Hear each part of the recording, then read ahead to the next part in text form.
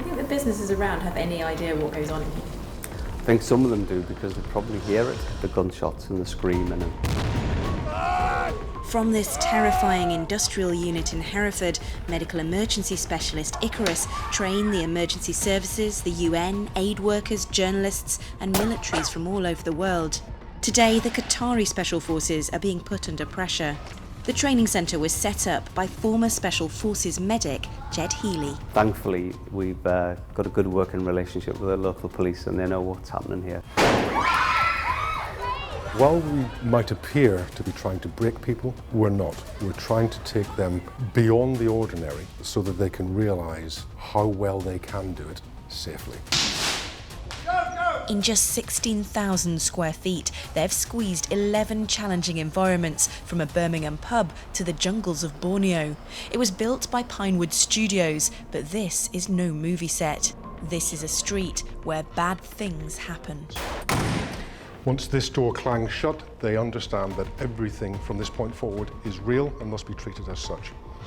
The entire facility is covered by low-light, discrete cameras, so we can record their performance. We've got an Arctic room, desert room, a jungle room, collapsed buildings, a shop, a pub, a fully functioning two-storey house, a street. The street itself can change in 20 minutes from what it is at the moment, a European street scene. By removing all of these doors, fittings and furniture, within 20 minutes we can turn this into Middle East, North Africa. We can obviously bring vehicles into the training centre. We can put vehicles on their side, on their roof. While they think they know what they're walking into, often they're walking into something completely different. We can make it rain or provide the students with smoke and fog. We have a wide range of pyrotechnics. Steve! And if you have a look at this cable, Steve! For one particular requirement, we decided to flood the training centre. We built a carcass around the training centre. We then put a very heavy waterproof sheet inside it, and then we filled it with 80,000 litres of water. And we then put debris into the water and then put a boat on it. This is actually a really exciting, simple, but incredibly important room. It's nothing more than a dressing up box, but it's crucial. We go down to the detail of all the nasty, icky stuff, the vomit, the blood, the poo, because those are the smells that you will experience. Work as a team! We incorporate all of the subtle, unfiltered and unconsidered senses that people often don't think about, which is vitally important to make sure that this establishment is a training centre rather than just a film set with some people running around on it. We use quite a lot of role players and we employ them in the role that they actually have fulfilled in their real lives. Our role players who are wearing Afghani clothing are wearing real Afghani clothing taken out from Afghan this week. As well as creating realistic scenarios, this level of detail, the smell and texture of clothes, the accents of the voices in the street, have another purpose. Should they be affected by PTSD, they can actually revert back here as their first point of memory, where they first experienced those things, when, as real as we try to make it, they know that they are in a safe environment, rather than reverting back to the actual incident. And our hope is not just to prepare people for the incident, but to prepare them for the aftermath. Things get more sinister as you move down the street.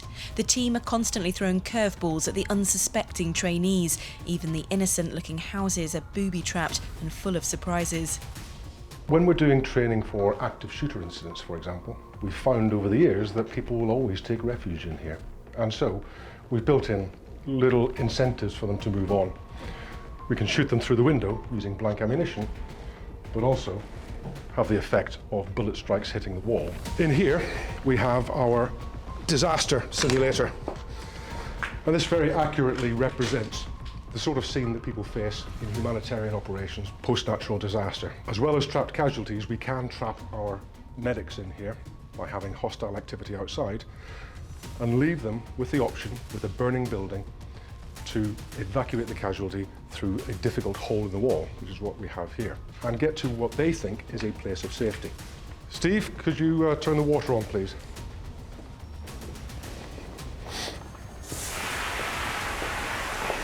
Having made the difficult decision to evacuate your casualty through a hole in the wall, you find yourself presented with a flooded room. We don't do that to prove that water is wet. We do that to learn the things that you cannot learn in a classroom, which in this case is anywhere you put your medical kit down, it's going to be destroyed and lost. The people that we deal with are going to go to places that are completely isolated and where they don't have the benefits of a second line of evacuation. They don't have supervision. They are alone.